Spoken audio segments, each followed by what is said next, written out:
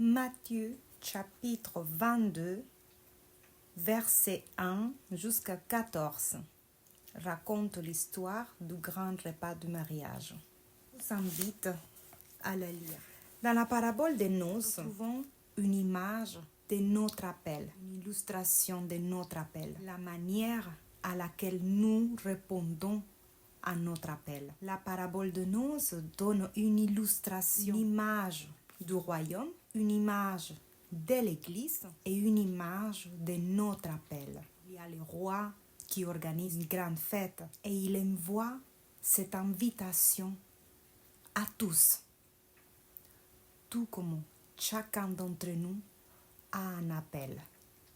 Le roi envoie plusieurs fois des serviteurs pour inviter les personnes à venir au festin.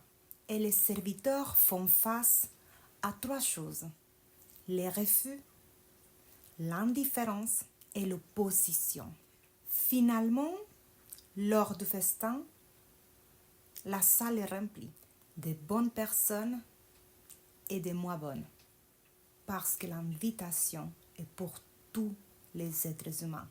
Mais l'histoire raconte qu'il y a eu une personne qui n'a pas été reçue à ce festin. Pour y être, il y avait une seule condition: se vêtir d'une certaine manière. Dans le temps de Jésus, dans ces jours de fête, tout était intentionnellement prévu.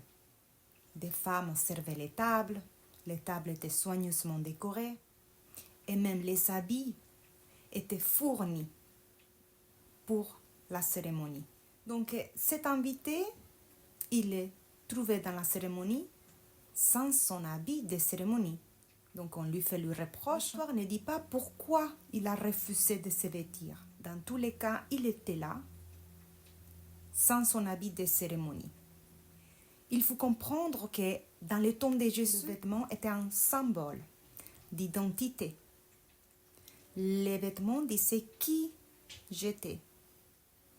Ça reflétait sur ce que je vivais à l'intérieur de moi. D'ailleurs, même de nos jours, le vêtement reflète une partie de nous, une partie de notre identité. Donc cet invité, il a été jeté de la fête. Dans cette parabole, Jésus compare le royaume au mariage, aux noces. Et nous voyons tout au cours de la parole de Dieu, il exprime toujours une image de mariage quand il s'agit de notre relation avec lui. Nous pouvons le voir par rapport à l'Église, son épouse. Pourquoi? Parce que la relation de mariage est la relation la plus intime qui existe. Donc c'est pour cette raison que toujours nous trouvons dans la Bible cette image de noces, de mariage par rapport à notre relation avec le royaume, avec Jésus, avec le Père. Donc il y a cette invitation à nous tous, à toi aussi. Il y a un appel de venir rejoindre la famille de Dieu. Il y a pour toi un appel, une mission. Tu n'es pas sur cette terre par hasard. Dieu a prévu d'accomplir des choses célestes sur la terre à travers toi, à travers un appel. Et cet appel est pour nous tous. Il y a une condition: se vêtir. J'ai dit que le vêtement, à l'époque, était le symbole de l'identité, de qui nous sommes. Et il y a une condition: de te vêtir, c'est-à-dire d'avoir ton identité en Jésus.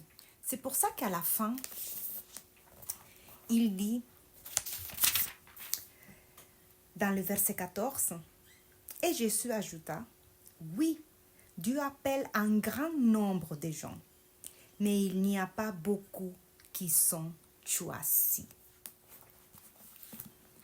Le Seigneur envoie des personnes à ta vie pour t'inviter à venir à son royaume.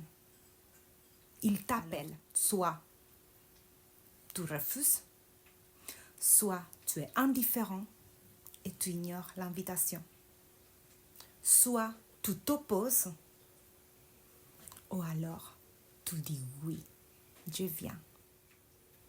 Et à ce moment-là, tu pourras te vêtements qui te donnent l'identité en Jésus-Christ.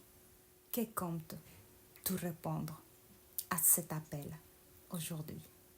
Les rêves qui sont dans ton cœur, ils ne sont pas là par hasard. Tu as une invitation de Jésus. Tu es appelé.